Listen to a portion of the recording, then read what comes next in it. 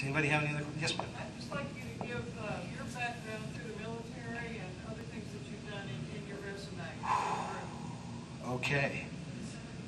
All right. 17 years old, I go into the Air Force because that's the only place they'd let a 17-year-old crazy kid be a cop. Okay? So I spend time as an Air Force cop.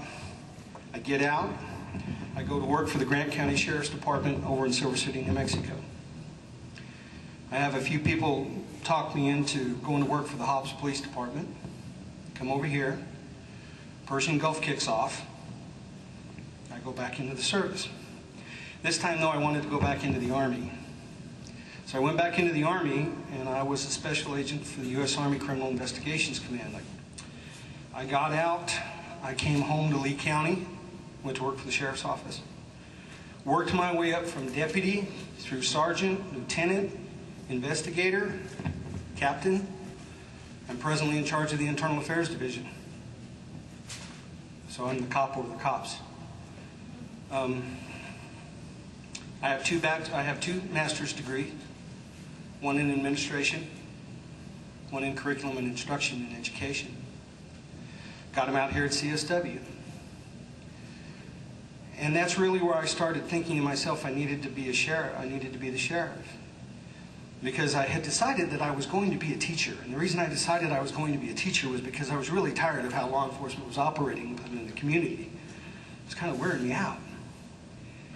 So I went, I got my education, and instead I ended up taking all of this wealth of knowledge that those teachers out there gave me. And I started looking at the sheriff's office.